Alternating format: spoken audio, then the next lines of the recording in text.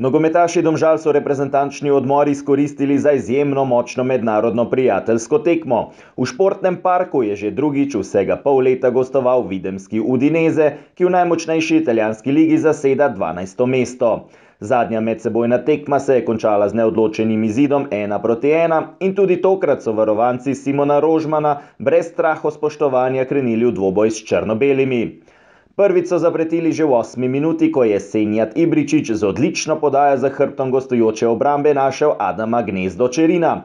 Član mladinskega moštva je uspel preusmeriti žogo proti vratom, a so se branilci Udineseja pravočasno vrnili in preprečili zgodno vodstvo rumenih.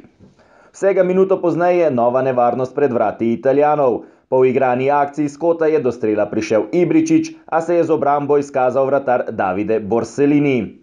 Domžalčani so nadaljevali z napadi, Zenih Usmani je podal do Andraža Kirma, ki je poslal predložek pred vrata, tam je Lovro Bizjak z glavo streljal mimo leve vratnice.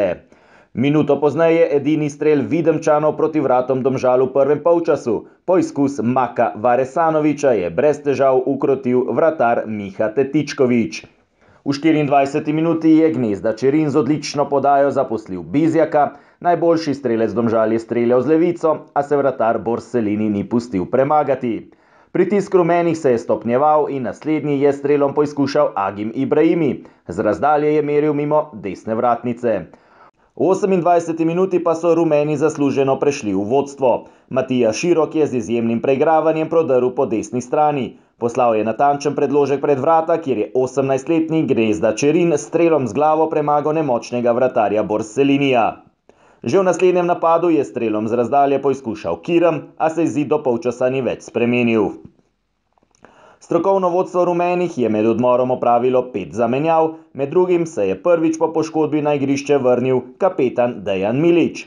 V drugem delu igre je bilo priložnosti manj, prva omembe vredna je bila v 71. minuti, ko je po podaji Matije Roma Marko Huč z vrha kazenskega prostora meril previsoko. V zaključku tekme so nevarneje pritisnili tudi Videmčani. Najprej je Džulu iz ugodnega položaja streljal previsoko. Potem je v obrambi domačih pobegnil Maximiliano Lopez, a je njegov poizkus uspešno odbil Milić. V 84. minuti so imeli lepo priložnost za razrešitev vprašanja o zmagovalcu tudi rumeni. Po podaji Amedeja Vetriha je s prve streljal Rubin Hebaj, znova se je izkazal vratar Borsellini. Tik pred zadnjim sodnikovim piskom pa še najlepša priložnost Udineseja na tekmi, pred vrati se je sam znašel Džulu, njegov strel iz neposredne bližine pa je uspešno zaustavil dobro postavljeni vratar Milić. Domžalčani so tako tudi proti italijanskemu prvoligašu nadaljevali izjemen niz zmag iz prvenstva. Slednje se nadaljuje na zadnji dan marca, ko bodo rumeni gostovali v Krškem.